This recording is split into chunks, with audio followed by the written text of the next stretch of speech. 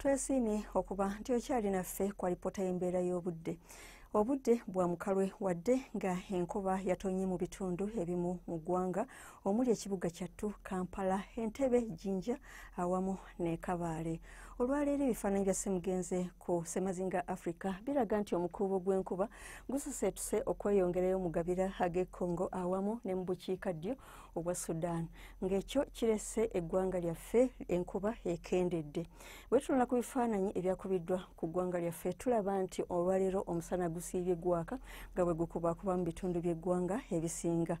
Mu biseera eby'okumakya tusuubira omusana okwaka nga bwe gukubakuba mu bitundu by'eggwanga ebisinga omuli ebyo eby'omu bugwanjuba bw'eggwanga, ebyo ebiri mu bukiikakkono, Karamoja, ebyo ebitundu ebiri mu buvanjuba obw'eggwanga, amasekkati so ng'ate ebyo ebyebulunguludde ennyanja Nalubaale, enkuba esuubirwa okutonnya.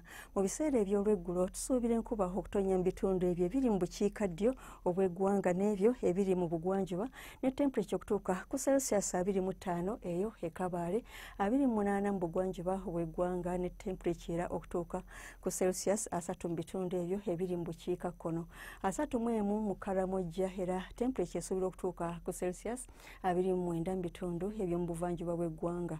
Olwo ebitundu ebyebulunguludde ennyanja Nalubaale n'amasekkati yo temperature esuubirwa okutuuka ku Celsius 28.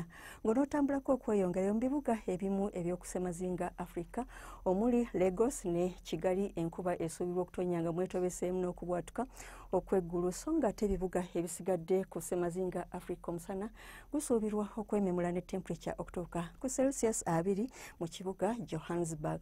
Onootambulako okweyongerayo mu bibuga ebimu eby'emitala w'amayanja omuli Dubai, Moscow, London ne New York, omusana gusuubirwa okwaka nga bwe gukubakuba mu kibuga London ne New York, ate yo mu Brussels wasuubirwa okubeerayo olukubakuba. Weebale kubeera naffe era ng'oyagala okumanya ebisingako wano ku by'embeera z'obudde, tutuukire ku mutimbagano gwaffe nga bw'ogulaba ku lutimbe olwa Star TV. Nze Annette Nakimbugwe, weeraba.